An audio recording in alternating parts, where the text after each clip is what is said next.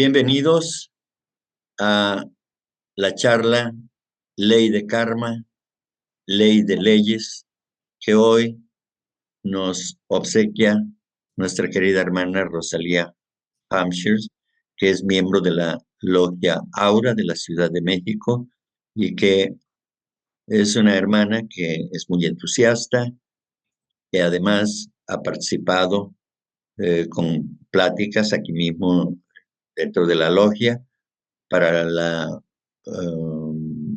Teosófica Interamericana que dirige la hermana Isis Resende de Brasil y que en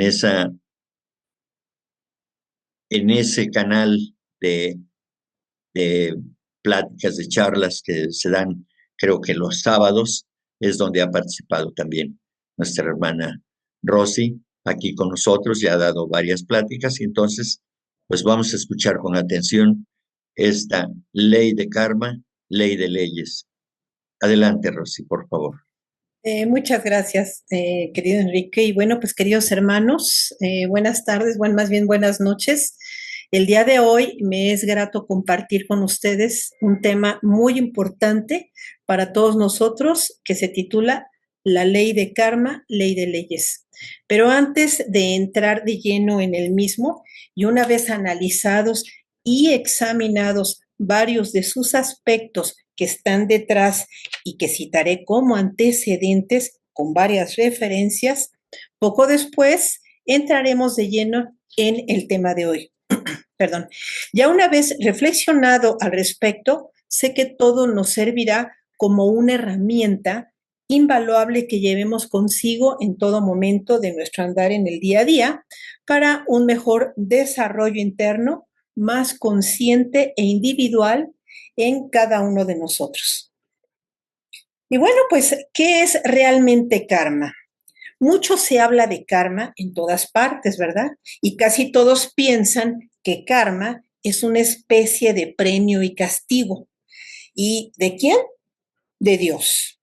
Y acerca de eso vamos a ver ahora sus explicaciones religiosas y su manifestación.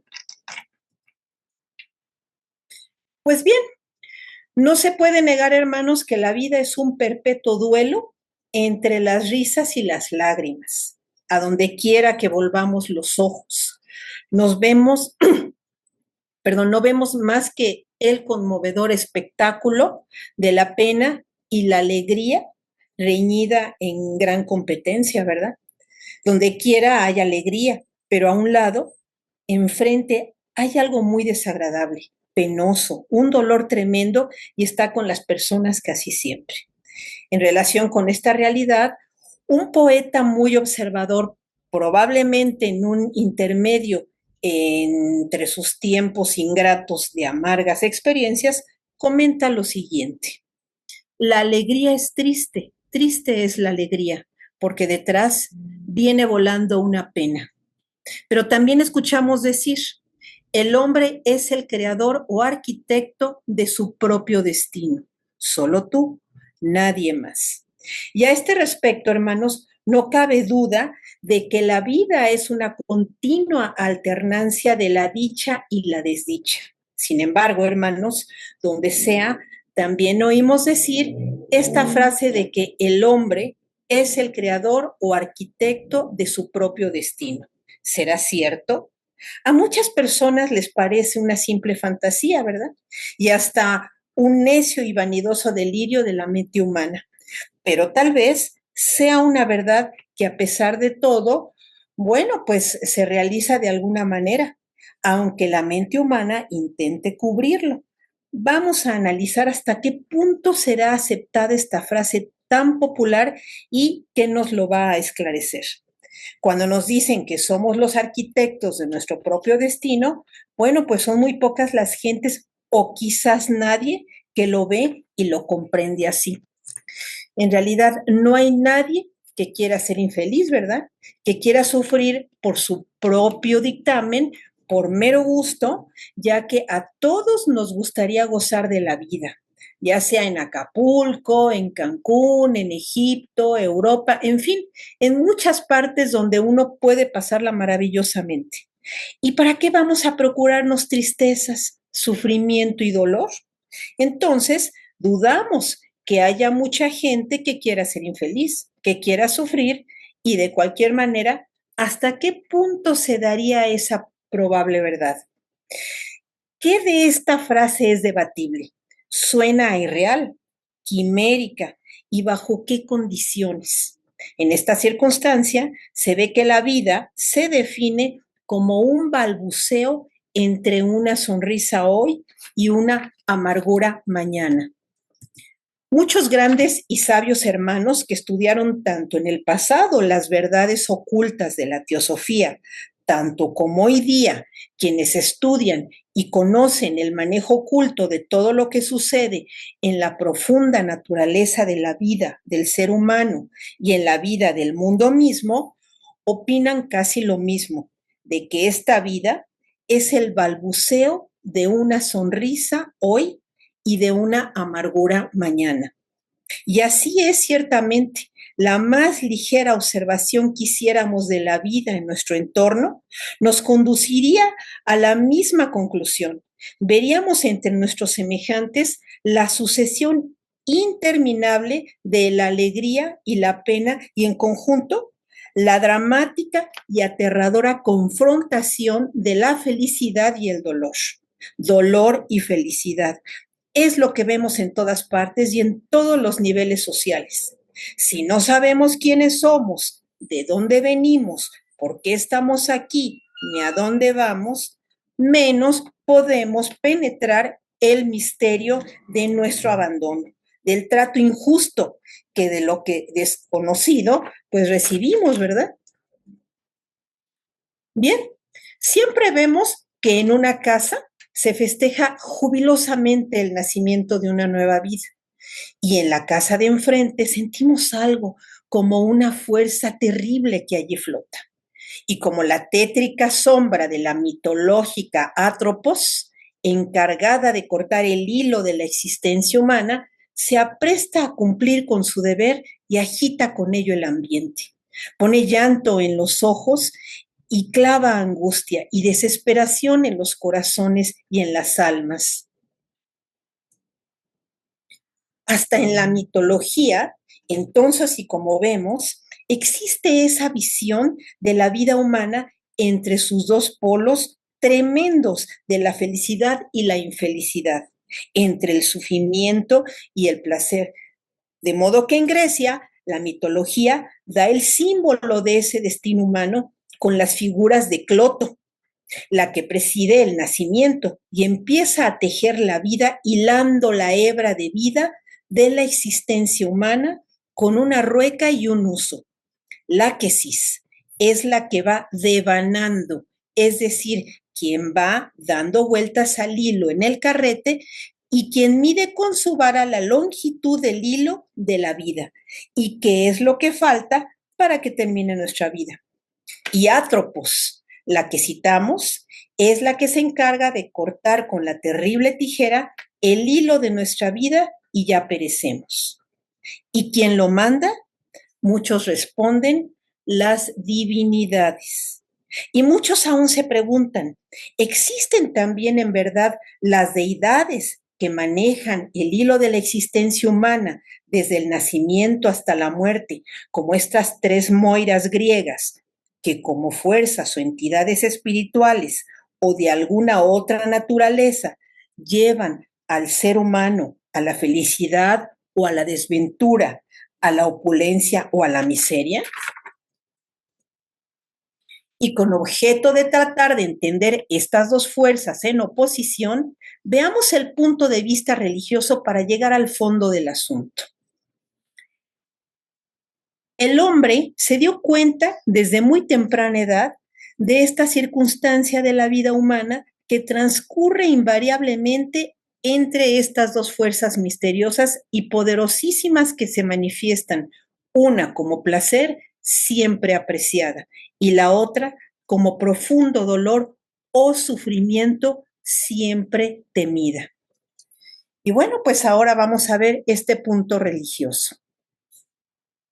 Dice así, penitencias teístas para el perdón de Dios. En la tradición caparot, los judíos ultraortodoxos sacrifican pollos y gallinas para expiar los pecados en Jerusalén en el Día del Perdón, la festividad más sagrada hebrea. Sus creyentes piden perdón a Dios por sus ofensas y así los inscriba en el libro de la vida y quitarles sufrimientos y pecados. Para el musulmán, Dios intercambia las vidas y fortunas de los creyentes por la promesa de que irán al paraíso. Ellos combaten en el camino de Dios, matan y se hacen matar. Una verdadera promesa de Alá. Corán 113, 9, 111. Los terroristas islámicos realizan sus ataques al grito de Alá es grande, al tiempo que exhiben una fe ciega en que tales matanzas de humanos forman parte de su deber religioso contra los impuros para su perdón y así estarán junto a Alá. En el mundo cristiano, muchos fieles aún hoy día se flagelan por fe ciega y se refugian en el rezo interminable para el perdón de los pecados con la sangre del Señor. Y bueno, hermanos, pues las religiones desde tiempos muy antiguos se divulgaron en el ambiente humano, pero no precisamente para hacer el bien a la humanidad o ayudarla en su evolución, sino generalmente era como un medio más para el dominio, para la esclavitud de las conciencias e ignorancia del hombre. Y por lo tanto, las explicaciones que daban al respecto al sufrimiento humano y un instante de placer que también se llega a dar entre los seres humanos, pues no fueron ni han sido esclarecidos por sus líderes religiosos. Hasta hoy día, ¿verdad? Sin que llevaran al hombre a estar contento y muchas veces sin convenir o conformarse con esas explicaciones. Por el contrario, todos sufrían. La humanidad sufría por ellas porque son terribles, así como sus penitencias brutales para el perdón divino, como los ejemplos anteriores. Por consiguiente, desde tiempos inmemoriales, las religiones al comenzar a revelarse como manifestación de un signo del plan divino para la evolución de la humanidad, tuvieron siempre en consideración y dentro de ellas esta notable dualidad, conocida ya por el hombre, por los creadores de esas religiones y los mantenedores de las mismas, quienes se han esforzado siempre en buscar y dar explicaciones conforme a sus creencias, pero también conforme a sus conveniencias. Son, pues, hermanos, numerosas las explicaciones que las religiones han dado, pero únicamente podemos hablar de las explicaciones de varias de las religiones occidentales actuales, como la católica, la de Jehová, las subdivisiones cristianas, la hebrea e incluso la musulmana y otras, donde podemos ver que casi todas están en una unánima aceptación de que Dios es quien por su propia voluntad determine y nos manda sufrimientos o felicidad. Únicamente Dios, si quieren que seamos felices, es Él quien nos da esa felicidad. Y si no, nos da sufrimientos, dolor. Y es por ello que se oye decir ante un acontecimiento desgraciado expresiones como estas. Es castigo de Dios, que se murió el padre de alguien o la esposa o un hijo. Si se enfermó de gravedad, es castigo de Dios. O bien, la madre, dentro de su hondo sufrimiento, dice, Dios me lo dio y Él me lo quitó. Pues sí, y si no, dicen, así lo dispuso el Señor. Pero ante sucesos felices, cuando sucede algo bueno, que se sacó la lotería, alguien dice, bendito sea Dios, milagro de Dios, gracias a Dios. Y todo eso a ese pobre Dios cuando pasan cosas buenas en la vida. Hay también muchas otras expresiones en las que es notoria la subordinación total de la voluntad del hombre a la de Dios, que el hombre se pone al lado de Dios ante las cosas más horribles que esté padeciendo o que algo quiere, ¿verdad? Entonces el hombre, si quiere ir a pasear a Europa, en cruceros, al Caribe o a paraísos, dice, si Dios quiere, iré para allá. Si Dios quiere, las próximas vacaciones iré a visitar Francia o cualquier otro país. O también dicen, Dios mediante, o primero Dios. Voy a hacer esto, o primero Dios, voy a hacer lo otro. Pero todo Dios. A Él le achacan y le atribuyen toda la culpa del bien y del mal. Si Dios me da licencia, también una expresión muy común que se oye en todas partes.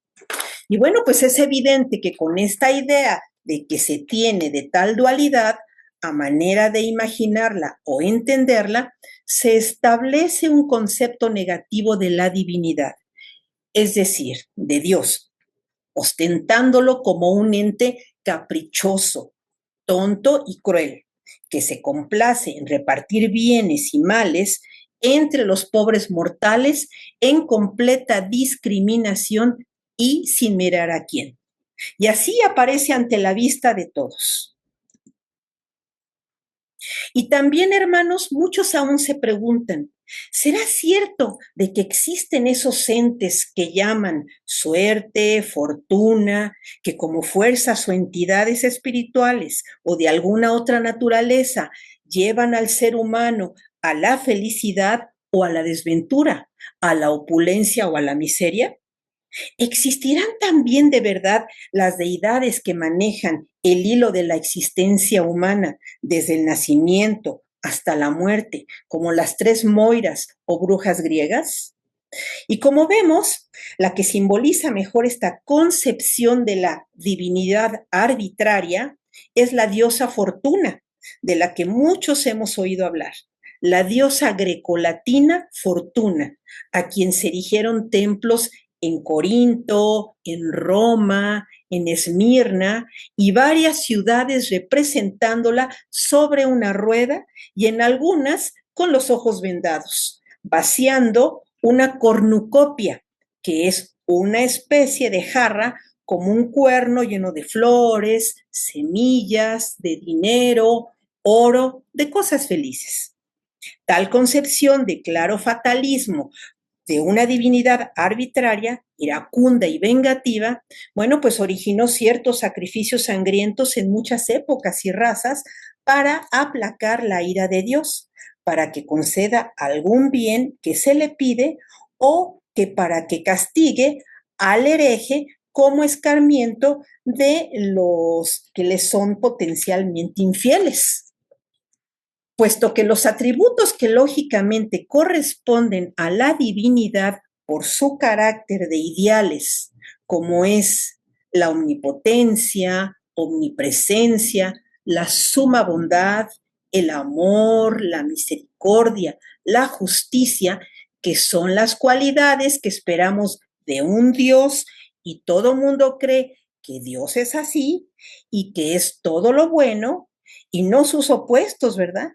Se da cuenta la humanidad de que no es cierto, de que el Dios no es siempre bueno o de plano no es bueno. Pero entonces, ¿quién es el culpable de todos los sufrimientos humanos? Es así como las religiones empiezan a buscar al culpable de todas las amarguras humanas. En primero, para que nadie deje de creer en el Dios que se adora en determinada religión y no pierda fieles esa religión.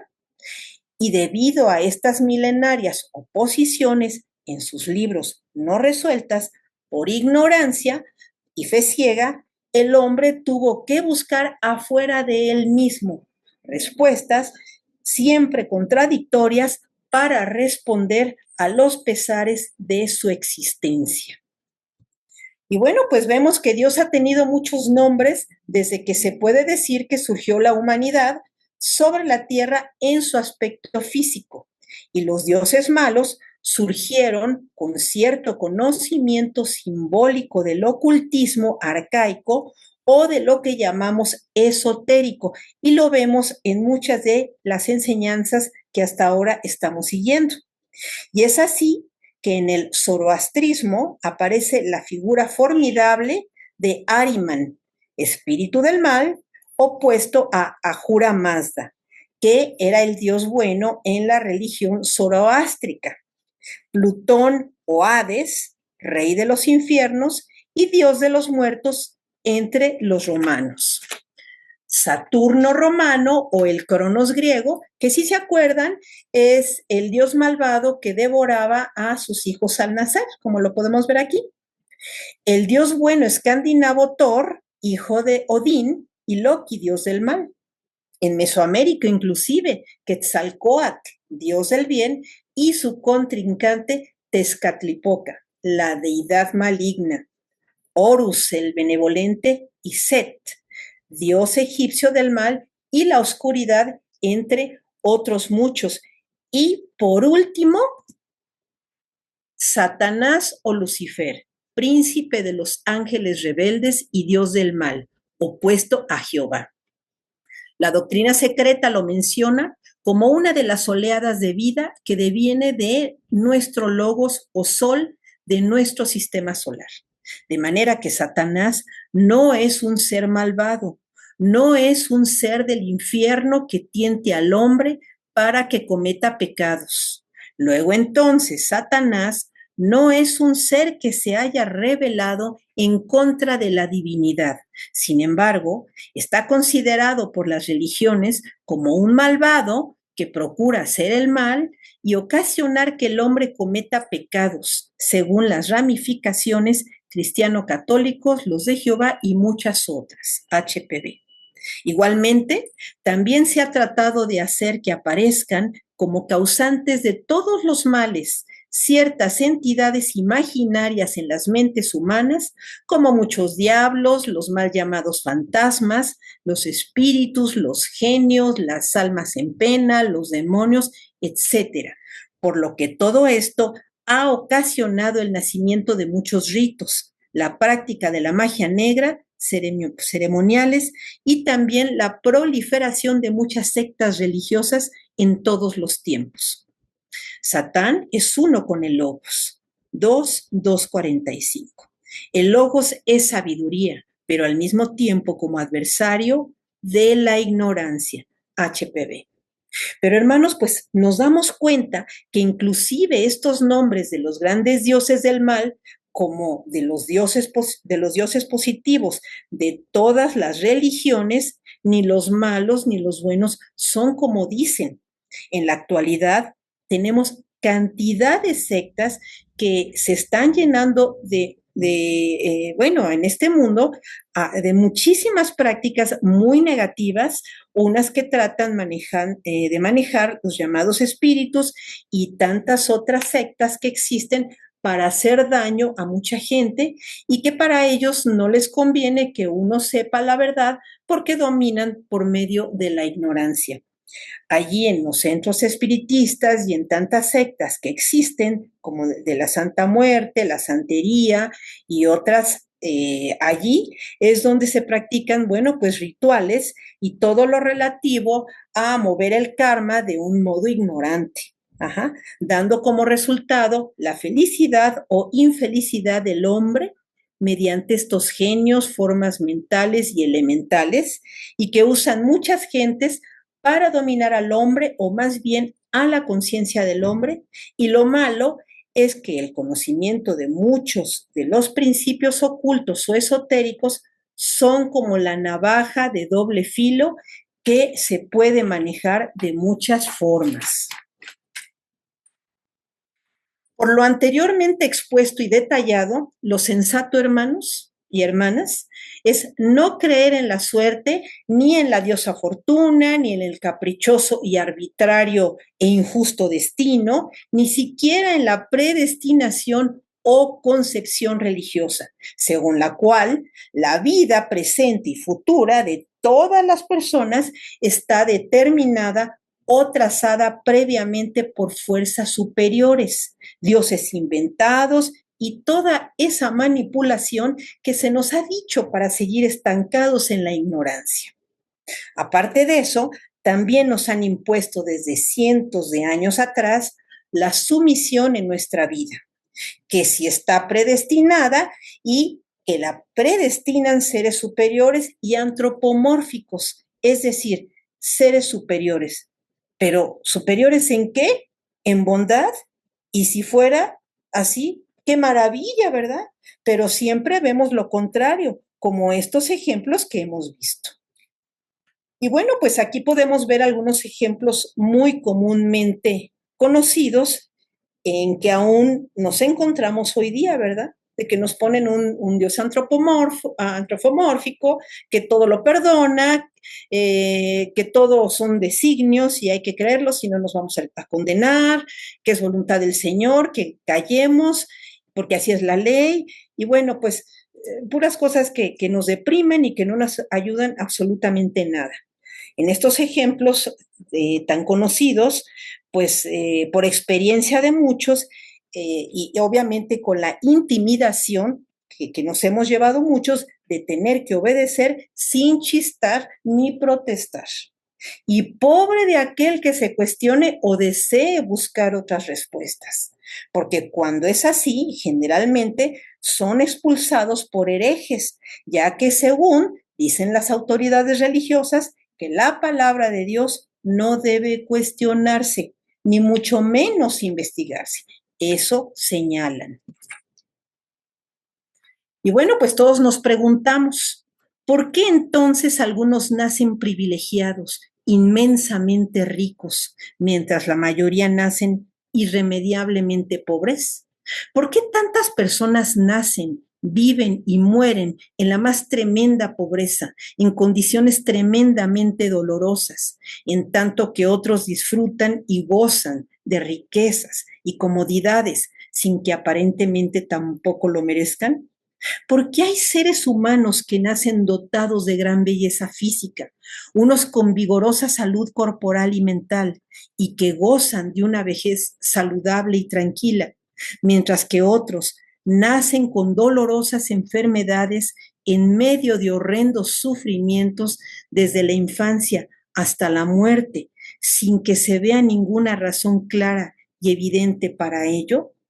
Bueno, pues hermanos, muchos dicen que indudablemente existe la teoría que el destino es la voluntad divina, es decir, que el Dios que conocemos por medio de las religiones que rigen actualmente en nuestro mundo, pues es responsable de que por orden suya son distribuidos los bienes y los males entre los mortales, pero también se priva de la vista a los niños inocentes, lanza al mundo a innumerables desdichados, deformes, inválidos y esquizofrénicos, idiotas, etcétera.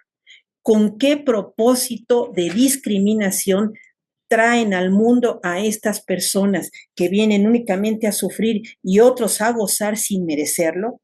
¿Lo hacen así los llamados seres superiores? ¿Es por orden de Dios que son todas estas injusticias? Y como dijimos antes, si no sabemos quiénes somos, de dónde venimos y por qué estamos aquí, ni a dónde vamos, menos podemos penetrar el misterio de nuestro abandono, del trato injusto que de lo desconocido recibimos. La teoría de que todo el bien y todo el mal que nos llega es signo de la voluntad y paternidad de Dios nos descorazona y desquicia, ¿verdad? Pues nos muestra que la deidad en que debemos confiar no es una deidad noble y bondadosa como pensamos, sino que es injusta, caprichosa, malvada, inhumana y cruel por naturaleza. Pero si el destino nuestro fuese el resultado de la segunda teoría que nos dan y que dicen que es la casualidad, como manifiestan muchos, ¿cómo sería la vida en medio de un orden puramente casual? Sería terrible, sería un caos brutal, destructor e incomprensible, imposible de vivir. Pero por fortuna, hay una tercera opción, una tercera posición que no es solamente creencia y menos superstición, ni dogma, ni prestigiada proposición filosófica. Esa tercera proposición es la ley de karma. Y la maestra Blavatsky la define como la ley mayor fundamental del universo, la fuente, origen y manantial de las demás leyes que existen en toda la naturaleza. En el campo físico, restablece el equilibrio que se ha perturbado y en el mundo moral, restablece la armonía que se ha perdido. Quiere decir que el bien es sinónimo de armonía y si ésta por un momento es desequilibrada por alguna de nuestras acciones en esta vida o en la otra, nosotros tendremos que responder y volver a equilibrar lo que desequilibramos, nadie más. Karma es la ley infalible que ajusta el efecto a la causa en los planos físico, mental y espiritual de la existencia. Es el proceso evolutivo, ordenado e intencional y en el efecto de mayor a menor desde la perturbación cósmica al movimiento de la mano, es como lo semejante produce lo análogo. Karma es aquella ley invisible y no reconocida que ajusta de modo sabio, inteligente y equitativo cada efecto a su causa, haciendo remontar esta hasta quien la produjo. La clave de la teosofía. También nos dice la maestra Blavatsky, karma hace que cada persona reciba las consecuencias precisas de sus propios actos. No hay vuelta de hoja.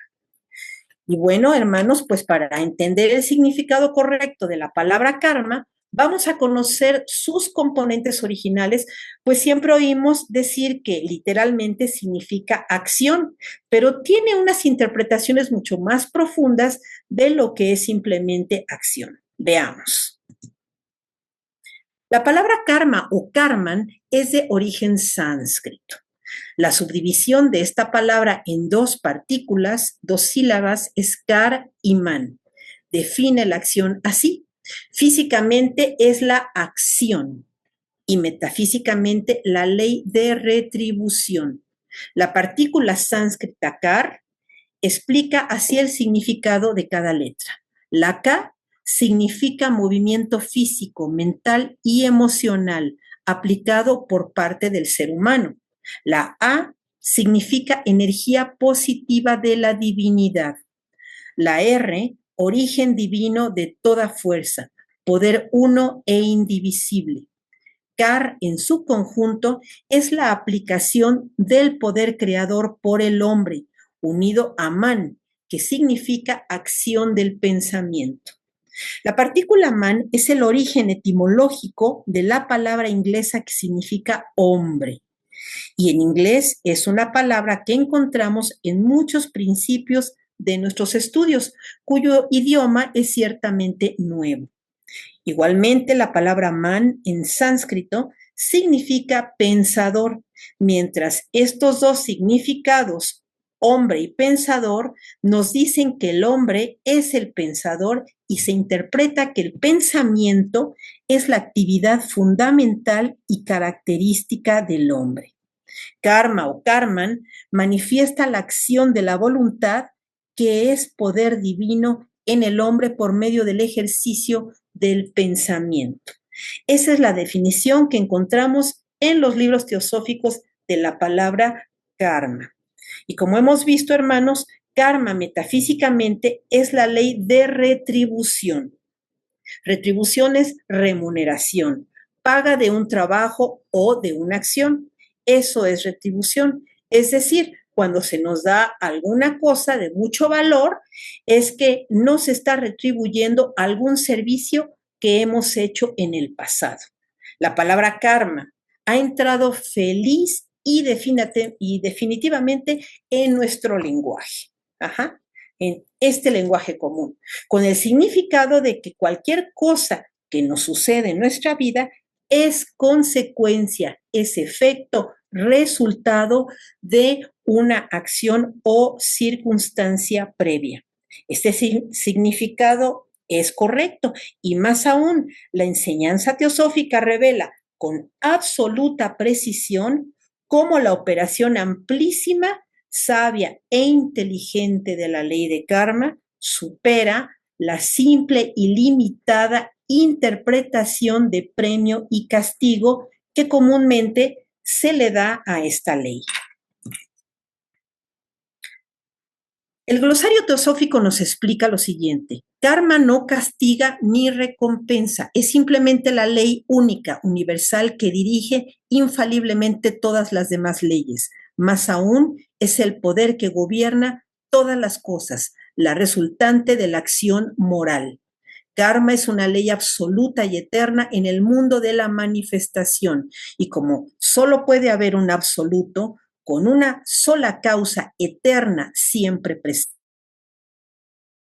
no pueden ser considerados como ateos o materialistas, y menos aún como fatalistas, puesto que el karma es uno con lo incognoscible, o sea, la divinidad, de lo cual es un aspecto en sus efectos en el mundo fenomenal. El karma no crea ni designa nada. El hombre es quien traza y crea las causas, y la ley kármica ajusta los efectos, y este ajustamiento no es un acto, sino la armonía universal que tiende siempre a recobrar su posición primitiva como una rama de árbol, que si se dobla con violencia, rebota la fuerza correspondiente. Si se fractura uno el brazo que trató de doblarla, diremos que fue la rama que rompió nuestro brazo o que nuestra propia imprudencia nos ha acarreado tal desgracia. El karma no ha envuelto sus decretos en la oscuridad de un modo intencionado para confundir al hombre, ni tampoco castiga al que osa escudriñar sus misterios.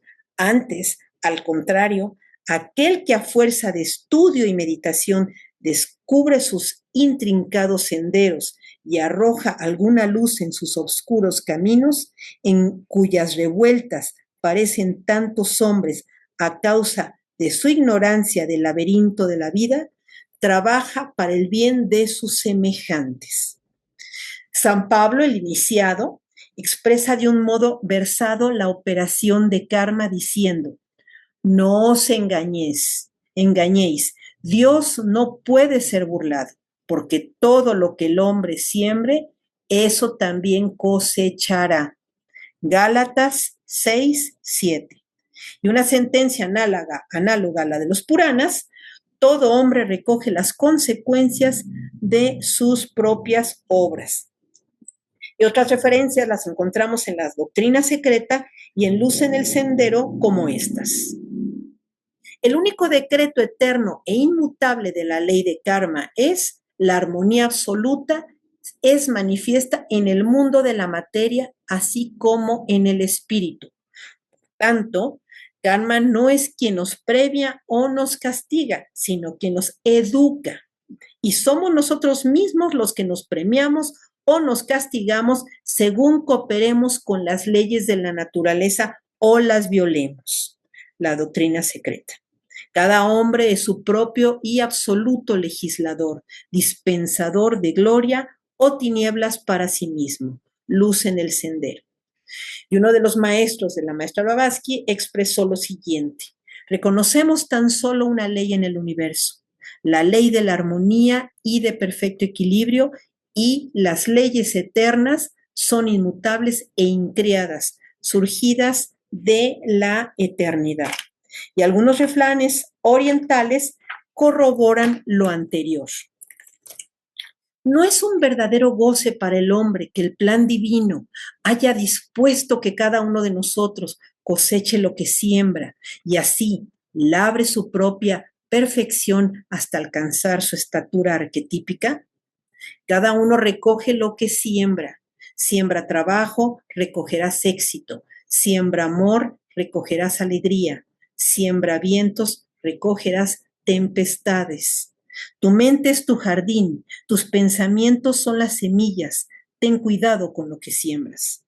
Si tu cosecha no es la que querías, en vez de despotricar y lamentarte, ¿por qué no te preguntas qué es lo que sembré yo ayer? Quien sabe lo que siembra no le teme a lo que cosecha. No juzgues el día por la cosecha que has recogido, sino por las semillas que has plantado. Y bueno, hermanos, pues no es extraño que en el mundo ordinario escuchemos decir a alguien al referirse a algún suceso que acaba de vivir como fue algo doloroso, pero es mi karma. O bien, también hemos escuchado en un acto muy emocionante, muy jubiloso de premiación o de un hecho heroico, diríamos que el premiado exclama lo siguiente: esto es un maravilloso sueño, es como me cumple mi buen karma. ¿Qué es entonces la ley de karma? ¿Y por qué se dice que esta parte es hasta cierto punto un error? El error que se comete con más frecuencia en nuestro medio común es confundir la ley de causa y efecto con la ley de mérito y demérito. En este ejemplo, alguien que estaba recibiendo un premio por haber hecho alguna cosa muy buena, que por decir fue un galardón por una acción de gran esfuerzo o hasta heroica, dice que eso lo debe a su buen karma. Y según la enseñanza teosófica, en este sentido no opera el karma, sino que es la ley de mérito y demérito. ¿Por qué? Porque la palabra karma es una ley moral. Ajá.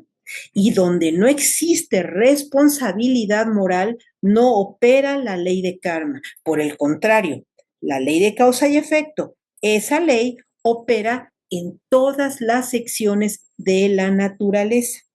Y quiere decir que la ley de karma opera dentro de lo que es estrictamente moral en la vida humana, mientras que la ley de causa y efecto está en todas partes, en todas las secciones de la vida material del mundo terrenal. Luego entonces es una ley netamente física. La ley de causa y efecto o causación ética es también cuestión de acción.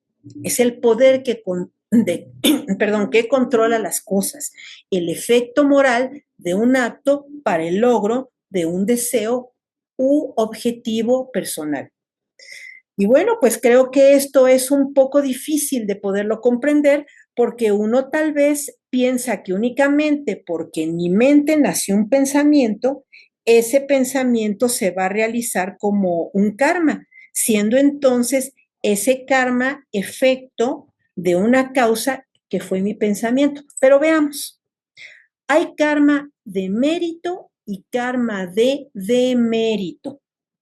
Recordemos que karma de mérito, como cuando es el caso del ejemplo anterior, de haber recibido un premio por una acción de esfuerzo o heroica, se suele decir que mi buen karma me da este premio, pero este es karma de mérito, y una guía infalible de todas las leyes productoras de ciertos efectos en sus canales de operación.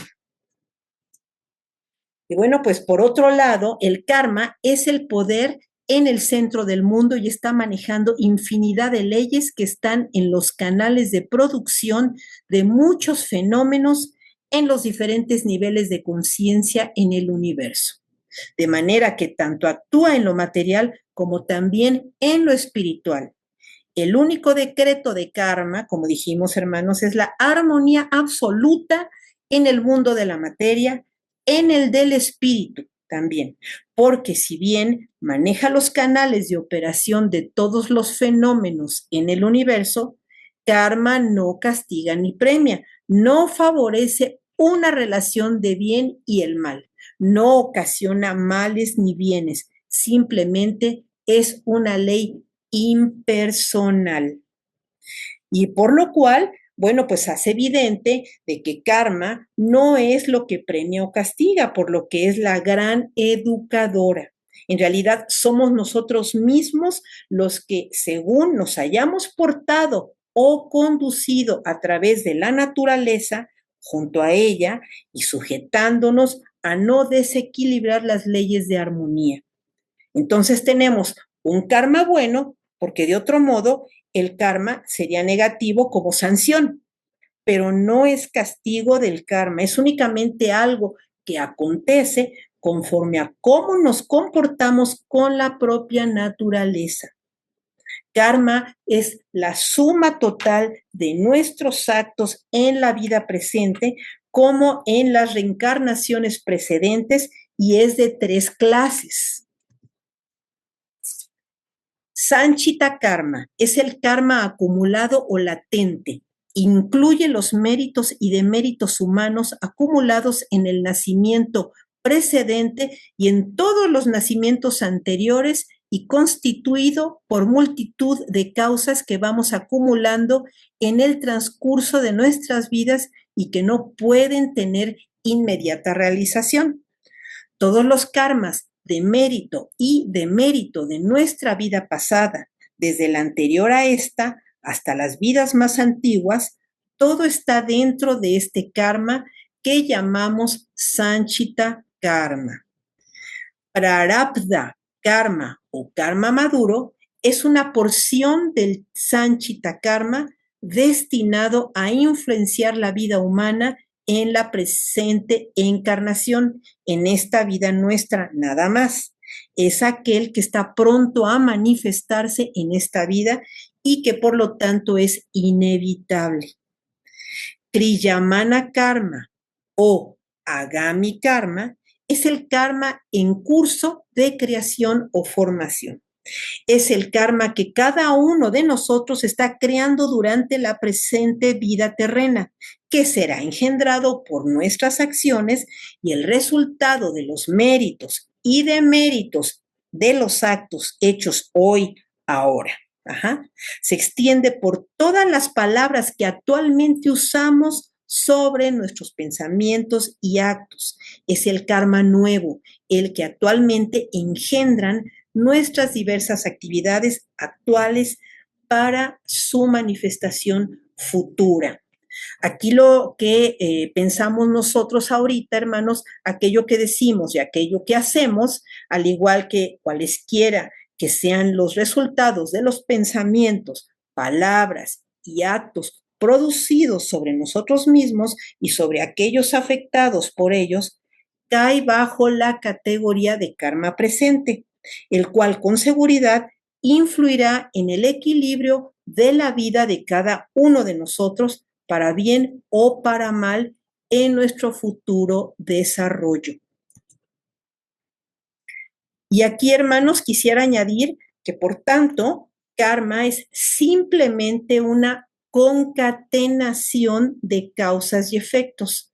Concatenación es una cadena de causas y efectos. Es simplemente acción y eso que ajusta cada efecto a su causa directa. Eso que guía invisible e infaliblemente estos efectos, escogiendo como campo de su operación a la persona correcta en el lugar correcto, es lo que llamamos la ley del karma. Aunque aparentemente todo lo que hace, tal como se manifiesta, siempre se nota que tiene una norma de inteligencia de perfección. En realidad no es así, hermanos, sino que karma únicamente dirige y canaliza los actos y los pensamientos para que el pensamiento, el acto o la palabra de ese momento sea más tarde el efecto de esa misma palabra, de la manifestación de ese momento, y desde ese momento, ese efecto de nuestra palabra, pensamiento u obra de ese instante se vuelva causa para un futuro más lejano, siguiendo así la concatenación o la cadena de causas y efectos, por lo que llamamos entonces que karma es simplemente una relación de causa y efecto. En las leyes activas de karma, que son equidad absoluta basada en la armonía universal, no hay ni previsión ni deseo, porque por otro lado, son nuestras propias acciones, pensamientos y hechos los que guían esa ley, en vez de ser guiado por ellos, ya que aquello que el hombre siembra es lo que cosechará. Tal cual la cita bíblica que vimos hace poco, que manifiesta plenamente la acción kármica. Es solamente una teología antifilosófica e ilógica la que puede hablar al mismo tiempo de libre albedrío y que la gracia y la condenación están preordenadas para todo desde la eternidad, como si la eternidad tuviese un comienzo del cual comenzar. Y cabe decir que karma nos conduce al renacimiento y que el renacimiento genera karma nuevo, mientras que se deshace del viejo Sanchita karma. Y ambos están indisolublemente unidos el uno con el otro. Entonces tenemos que cuidar de no perpetuar las causas de nuestro karma, por lo que es menester el esfuerzo de acabar con nuestros karmas actuales y así nos podamos librar de las miserias de los renacimientos, porque hay que recordar que cada efecto tuvo una causa en un pasado y lo mismo un futuro que procederá de ella. Ajá. Así es que hay algo infinito, es una cadena sin fin totalmente, es una cadena enorme. Así es el karma. Y hay que buscar entonces la manera de acabar con esa concatenación en lo que se refiere a nuestras vidas y la mejor manera de hacerlo es estudiando y es llevando nuestra vida en una forma de pureza absoluta en todos los campos de la vida. Entonces, toda causa fue anteriormente un efecto y todo efecto a su vez se convierte en causa. La acción es la forma externa de un pensamiento o sentimiento y un deseo invisible y al cumplirse da nacimiento a un nuevo pensamiento y deseo, formando un círculo en cadena así perennemente renovado. Y bueno, pues en cualquier forma que veamos el mecanismo de karma, es una concatenación infinita, un encadenamiento, una sucesión que nunca acaba. Y por lo tanto, si no logramos destruir esa cadena, pues siempre estaremos viviendo una vida indeseable. La relación de esas tres clases de karma como acción y los interminables entrelazamientos de tales acciones como causas y efectos se hallan todos incluidos en la palabra karma, que es una sucesión de hechos reconocida en la naturaleza, es decir, una ley, por los cuales karma se llama la ley de causación, o sea, la ley de causa y efecto y la ley de leyes. Es decir, es la ley de una fuerza y de los resultados por ella producidos. Y esa fuerza puede actuar en el plano físico o mundo del movimiento, en el plano astral o mundo del sentimiento y en el mental o mundo del pensamiento. Por lo tanto, todos usamos esta fuerza en el plano físico para actividades del cuerpo físico, en el astral, los sentimientos, en el tercero, en los pensamientos concretos y abstractos del mental y el causal, que es el campo propicio de las acciones kármicas. Entonces, de ese modo es como vivimos sentimientos y llegamos a aspirar a alguna cosa, a soñar, a planear, a pensar, sentir y actuar. Todo esto significa poner en movimiento fuerzas de los tres mundos y de acuerdo con lo hecho por el hombre de tales fuerzas, creamos buen karma o mal karma al ayudar o perjudicar a otros. Creo que a veces sin darnos cuenta, hermanos, podemos ocasionar mucho daño a las personas que están cerca de nosotros y entonces recibiríamos de ese acto pues algo así como un demérito, ¿verdad? En una unidad de miles de individuos, lo que es este mundo y no una individualidad aislada, cada pensamiento, sentimiento y acción afecta a nuestros semejantes en proporción a la proximidad de cada uno hacia nosotros.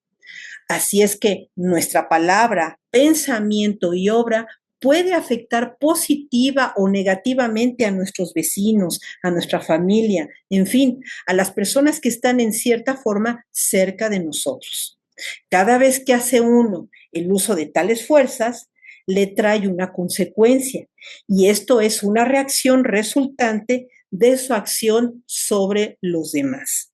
En el mundo físico, un daño infringido por alguno de nosotros a otros nos producirá dolor, en tanto que karma, como reacción de una acción benéfica, producirá un bienestar en el mundo astral. Las malas voluntades reaccionarán como pesares. Las simpatías producen felicidad.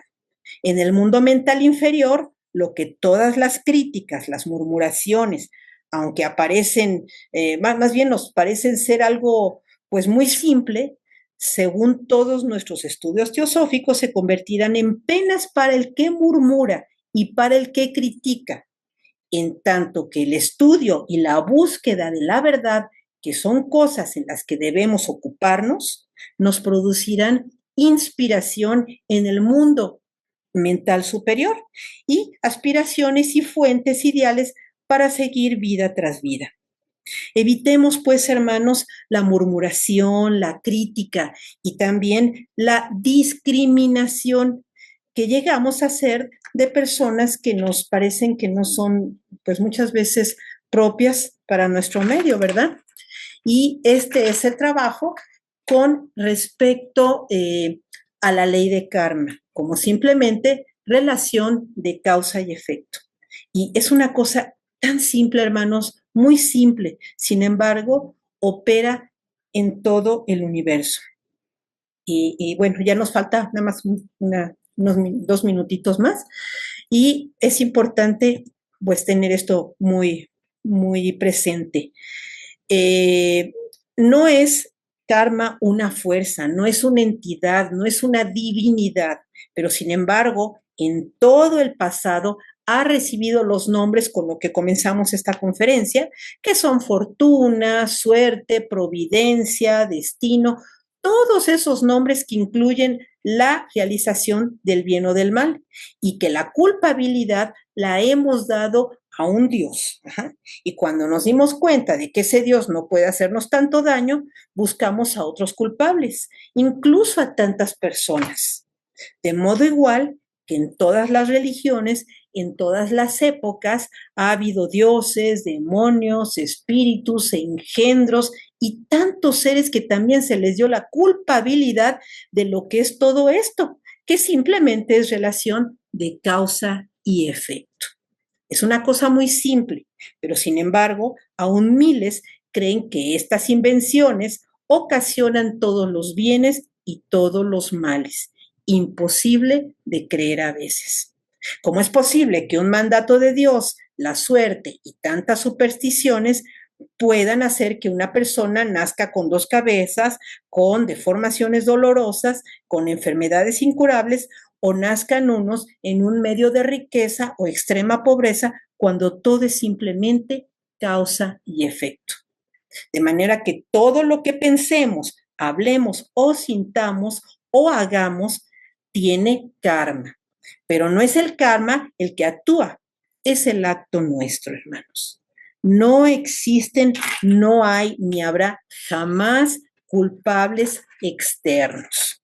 Es algo que tomamos de nuestro medio por el nivel de evolución que tiene cada uno. Y es importante que una vez ya sabiendo internamente todo este conocimiento, tomemos cartas en el asunto ¿Y cómo? Con un gran esfuerzo, borrar todo lo dañino dentro de nosotros mismos, transformándonos, cambiando todos estos aspectos en su opuesto, esforzándonos forzosamente, inexcusablemente. Dice Platón, hay que evolucionar conscientemente y estar atentos, muy atentos de transmutar nuestros pensamientos.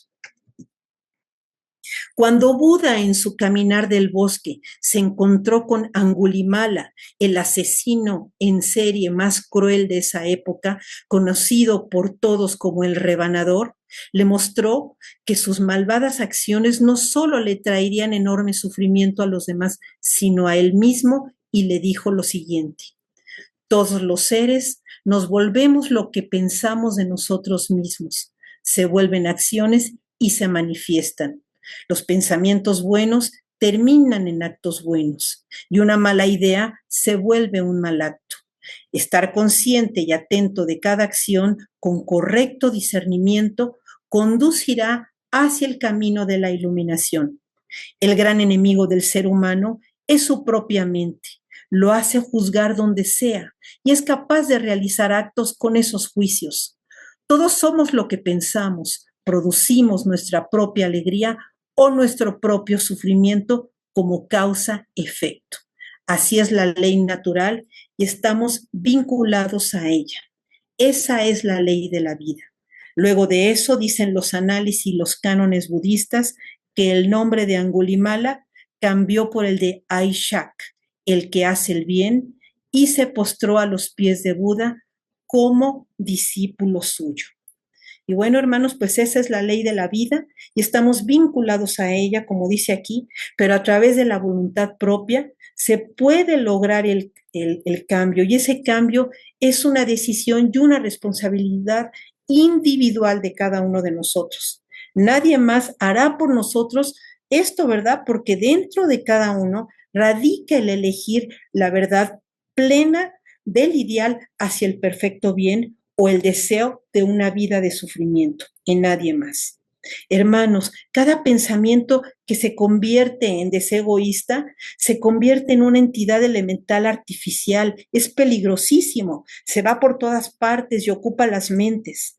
Entonces, contagiamos y contaminamos a los que están cerca de nosotros. Afecta a las personas que tienen un nivel mental bajo que puedan aceptar como pensamientos mariposas de todos esos pensamientos negativos que estamos enviando. Y en el astral hay una cantidad de elementales artificiales que provienen del único demonio que existe, el hombre, porque el pobre Satanás y los otros inventados no existen. Somos nosotros mismos los que hacemos el daño, hermanos. Y karma, como ley perfecta, no deja de operar en todos los niveles y no se detiene. Debemos estar alertas de no contaminarnos a nosotros ni a los demás y causar graves consecuencias que pondrán piedras enormes en nuestro camino. Esperemos que muy pronto, hermanos, la mentalidad humana se logre ir cambiando poco a poco. Somos muy pocos estudiando todo esto, pero hay la esperanza de que los pocos, dentro de algún tiempo, también se adhieran a la misma causa y entonces se puedan ir cambiando las mentes y por cada hermano que se logre poner en el sendero, ese hermano podrá poner a otro más mañana. Y bueno, hermanos, pues mantengamos claro este conocimiento y cumplamos nuestra parte.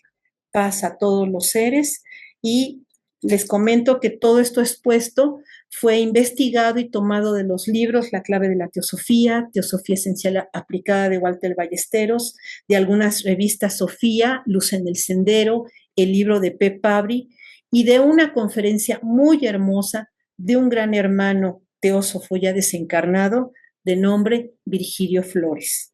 Gracias por su paciencia y por escucharme. Muchas gracias, hermanos. Gracias, Rosy, por llevarnos por este sendero de la acción que es karma y que tenemos muchas cosas que aprender todavía, pero en la acción, porque karma es la acción la acción del hombre que razona y que, producto de sus pensamientos, de sus emociones y de sus actos, pues hay una siembra previa y una posterior cosecha. Así que si pudiéramos recomendar algo, sería: no hay que oponernos a nuestro karma. Todo lo que recibimos ahora es producto de la siembra que hicimos en el pasado. Y mientras estemos oponiendo resistencia, habrá dolor. Esa es la consecuencia. Así que dejemos que la vida fluya y sin oponer resistencia, para que evitemos en lo posible el dolor, que de por sí, por nuestros actos del pasado, ya tenemos una buena carga. Pero si todavía a ello aunamos nuestra oposición, que aún sabiendo que existe esa ley eterna, que es todo justicia y todo amor, si aún así nos oponemos, entonces estaremos invitando a que el dolor penetre en nuestras vidas. Gracias nuevamente, Rosy. Y ahora... ¿Qué opinas de la expresión que Dios te bendiga? Yo la siento muy agradable, aunque yo sé que lo que me bendice es mi comportamiento, pero la expresión me agrada mucho cuando alguien la dice. ¿Qué opinas tú de ello? Bueno, en realidad es una expresión muy religiosa. Ellos, obviamente, generalmente la gente que lo dice está un poquito más enfocada en la cuestión cristiana y para ellos el Señor Cristo, que es Dios, pues es el que te va a bendecir. Pero obviamente me lo han dicho, pero en una ocasión alguien me dijo que, por ejemplo, si tenemos que ir a lo mejor a alguna misa o algo por acompañar a la familia, a veces uno tiene que hacer presencia por esa cortesía, que obviamente pues escuchamos cosas como que no son muy, pues bastante, nada que ver con el estudio, tratemos siempre de interpretarlo, lo que diga el cura o algo que sea un poco más teosófico, ¿no? Entonces, cuando me lo han llegado a decir, es como un recordatorio que mi Atman, mi ser divino, pues y que yo soy, que yo misma lo soy. Entonces, bueno, yo no me imagino al señor barbudo allá arriba, pues dándome la bendición, porque pues yo no concibo que sea un señor, la divinidad. Pero sí es lindo, pero vamos, yo gracias, pero no me enfoco mucho en eso, porque sé que esa divinidad es y está dentro de ti, no está fuera de ti. Pero es solamente, pues si a ti te agrada, pues recuerda que tú eres parte de ese océano de vida y que pues no es necesario ni que ese Dios te venga y te dé la bendición, porque tú ya lo estás, ya eres esa luz. Es lo que yo puedo pensar. Sí, sí, yo lo tomo como un buen deseo de esa persona hacia mí, ¿no? Bueno, oye, Rosy. Perdón, Salomón. Si nos atenemos Sí. a la etimología, al significado de la palabra bendecir o bendición, significa alabar, engrandecer, ensalzar a alguien. Por eso yo aprecio mucho una frase que Miguelito pronuncia cuando inicia una charla o previo al inicio de una charla que él da. Reconozco en cada uno de ustedes la grandeza de su espíritu. Esa es una gran bendición, ensalzar las virtudes que tiene un ser humano. Eso es una bendición. Es como una más, ¿no? Como una más, sí. Sí, es alabar, es engrandecer, es enaltecer, ensalzar a ese ser humano, ¿sí? Y claro, se traduce ahora como un deseo, pero realmente el término bendecir tiene su significado, que es ensalzar, alabar, engrandecer, ¿sí? Es eso lo que significa una bendición, o sea, que toda acción que engrandezca a otro ser humano es bendecirlo de esa manera. Cuando a una persona le va muy bien, se le puede decir, oye, pues creo que es una consecuencia de tus buenos actos. Pero ¿cómo podríamos explicarle a una persona que está muy mal desde que nació? Pues nació muy mal, ¿no? En cualquier aspecto, ¿no? pero ¿cómo le podíamos explicarle que es por su karma? O sea, no es fácil decirle es que te portaste mal en tu encarnación pasada y ahora pues es el resultado. ¿Cómo podríamos ayudarle a entenderlo de una manera amable, no? Bueno, quizá por sus creencias puede que sea un poco complicado decirle, pues porque te hiciste cosas malas, te está yendo así, y yo creo que no sería muy gentil. Yo creo que lo mejor en ese caso, tratar de transmitirle que a partir de ese momento, ella o él empiecen a cambiar si siempre fueron un poco egoístas o crueles o hacían cosas desagradables, entonces que cambien hábitos. Eh, si una persona la está viendo mal, pues entonces en ese momento, pues tratar de explicarles de que hay muchas cosas que podemos hacer por los demás. Estamos tan enfrascados en nuestros problemas, en nuestro dolor, en que yo. Entonces, cuando dejamos un poquito nuestro yo y vamos a hacer un servicio, vamos a hacer una ayuda o vamos a dar una plática o lo que sea que sea un servicio, nos olvidamos de nuestro problema y todo va fluyendo. Entonces, explicárselo de esa forma, porque de otro modo, si se lo explicamos, si no tiene idea, no tiene estudios de lo que es la ley de karma y eso, pues nos va a tomar de a loco, ¿no? Por sus ideas religiosas, posiblemente. Una persona que lo pasa y sabe del karma, obviamente lo va a entender y va a tratar de mejorar. Entonces yo creo que pues decirle de una forma de que muchas veces cuando estamos pasando por esos momentos difíciles, no clavarnos tanto en ese egoísmo, en ese dolor y buscar la forma de ayudar a los demás, ¿no? Hay personas que yo he visto que están pero muy mal en sus casas, tienen problemas terribles o algo, y andan en la calle, pues ofreciendo ayuda o van a los hospitales a cuidar a los ancianos, y en su casa también tienen, ¿cómo te diré? Tienen problemas difíciles. Y una vez escuché decir a uno de ellos que decía que eso lo hacía muy feliz, le quitaba un poco de sus problemas de otros cuando él ayudaba a otros, ¿no? Entonces es una forma muy linda y además muy incondicional, ¿no? De aminorarlo un poco, ¿no? Pero sí hay que saber a quién se lo vas a decir, porque si una persona muy religiosa, pues no lo va a entender. Pero siempre yo les digo que hay que refugiarse cuando tengamos penas en buscar de sanar o de curar a lo mejor algunas otras penas de otras personas, abrazarlas. Y te olvidas dices, mi problema no era tan grande, hay personas que están peor que yo, puedo yo darles un servicio de amor, ¿no? Es una forma, ¿no? En el caso, por ejemplo, ahorita de la última imagen que vimos del señor Buda, yo vi en la serie de Buda Extraordinaria, donde sale, que es mi capítulo favorito, precisamente, que era un asesino terrible de la época de Buda. Todo el mundo le tenía terror y Buda dijo, yo voy a hablar con él, ¿no? Y llega y casi lo llega con el machete el Buda, ¿no? Hasta que se habla con el Buda y bueno, llegó a ser su discípulo con las palabras que le dijo. Entonces, ¿cómo voy a hacer, cómo me va a aceptar la gente si yo maté a tantos, no? Dice, el hecho de que cambies en este momento, entonces, si ya te estás dando a la gente y ya es sufrimiento, ya va a ser menos porque te vas a olvidar de ti para dar servicio y amor a otras personas. Entonces, todo eso se va a ir equilibrando. Entonces, es importante también hacerles conscientes que no enfocarnos en nuestros problemas, sino que déjalos a un lado, no los cargues y mejor ayuda a otros. Es más o menos una idea que yo podría pues transmitir.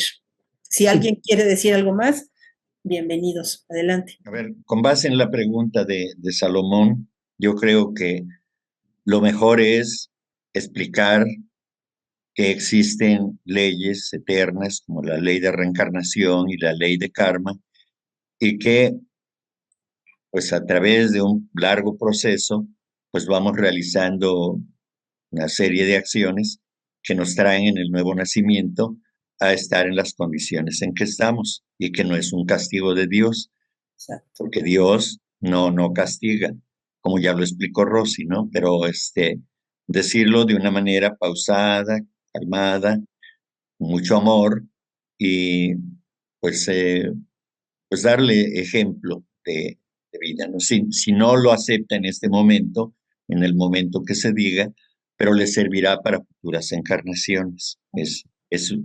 Es prenderle una luz, otorgarle una luz para que vaya iniciando la comprensión de ese asunto.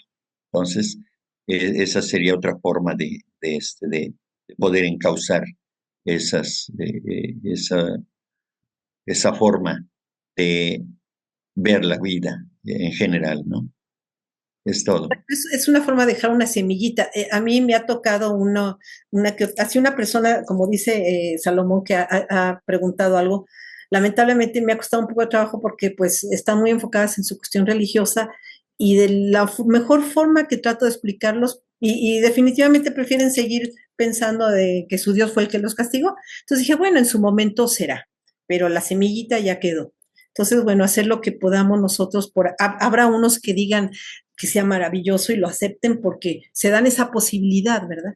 Pero bueno, pues siempre tratemos de hacerlo mejor y el que esté listo, escuchará. Ahora, con respecto al karma individual, o sea, a mi propio karma, lo entiendo bastante bien, pero cuando se trata de karma familiar, y más o menos lo entiendo, pero cuando se trata de karma de nación, no me queda muy claro porque, por ejemplo, yo vivo en México y paso muchas encarnaciones en México y pues el karma del país pues me corresponde, ¿no? Pero vamos a pensar en que una persona de otro país llega a México y también tiene que pasar por el karma de México porque está viviendo aquí. Entonces, esa parte no la entiendo mucho. Por si me puedes ayudar, por favor, y gracias. Bueno, es que si está en ley divina que esa persona de Japón o de China o de haya venido, si está en ley que él tenía que, por ejemplo, cuando fue lo del temblor, había extranjeros. Entonces, si está en ley que esas personas, dicen que las fuerzas del universo se mueven, y si esa persona tenía que venir en el momento preciso, es porque él tenía que estar en ese momento. Yo siento que es así, aunque no haya sido mexicano, o por decir que en otro país haya lo de la bomba atómica que pasó, no nada más había japoneses, también había otras personas de otros países. Si ellos estaban, es porque en karma, precisamente, movió todo porque ellos tenían que vivir ese momento. Ahí ya no, yo pienso que aparte de los de la nación que tenían que vivir eso, si vinieron personas de otros países, es que porque por ley ellos tenían que estar en ese momento. Ahí es como yo lo entiendo. No sé si Enrique pudiera darnos algo más, pero yo lo entiendo así porque, pues, recordemos que no existe la casualidad, no hay casualidad. Todo tiene las fuerzas divinas y hay un plan para todo, no existe el caos, todo tiene un plan perfecto. Y si es así, es porque él tenía que estar ahí en ese momento. Entonces, hay unos que hasta se salvaron, pero tenía que vivir la experiencia, porque ya estaba destinado en un karma anterior, que ese extranjero tenía que venir aquí. Yo lo entiendo así, pero si alguien quiere dar una opinión más, pues adelante, me va a ilustrar. ¿Tú qué Pues opinas? ya lo dijiste, Rosy. Ese extranjero que llega a un país que no es en el que originalmente nació, pasa a formar parte de esa nación y por lo tanto pasa a formar parte del karma nacional al que llegó. Eso es todo. Lo que quería yo aportar era lo siguiente. Lo que yo uso cuando voy a hablar con una persona que está sufriendo o que se le murió una persona, y de alguna manera está sufriendo por algo, ya sea enfermedad, y me pregunta algo acerca de por qué. Yo lo que hago primero que todo, porque Blavatsky dijo que nosotros como teósofos teníamos primero que todo que integrar dos leyes, la reencarnación y el karma. Entonces yo lo que hago es explicarle a esa persona que no se ha vivido solo esta vida, que hay otras vidas. En cada vida uno a veces comete acciones, cosas no muy buenas, pues llega un momento en que hay que armonizar eso y probablemente en ese momento está armonizando lo que no es armonizado. Poniéndole ejemplos, por ejemplo, porque repetí la palabra, poniendo el ejemplo de la misma Biblia, cuando Jesús le pregunta a sus discípulos que ¿quién creéis que soy yo? Y ellos le dicen, eres el Dios es Juan el Bautista. Y él les dijo, Juan el Bautista ya vino, no lo recuerdo, era Juan. O sea, Elías ya vino y no era Juan el Bautista. Uno de ellos dijo que era Elías. Entonces, allí yo le explico a la persona, ahí te puedes dar cuenta que la reencarnación es un hecho. Ahora, de lo que yo puedo aportar escuchando a otros conferencistas del aspecto del karma nacional, es que los que estamos o vivimos o nacemos en diferente país, cualquiera, todos venimos con un karma que tiene que ver con ese país, como dijo Enrique. Cuando una persona, por ley del karma, porque en realidad las vidas nuestras son karmáticas, para bien, regular, para mal, nos trasladamos a ese determinado país, ya nos unimos al karma de esa nación. Entonces no es de extrañar que hayan ciertos eventos que vienen unidos con el cambio de país. Por ejemplo, nací en un país y estoy viviendo en otro. Sé que tengo que asumir el karma del país en el que estoy.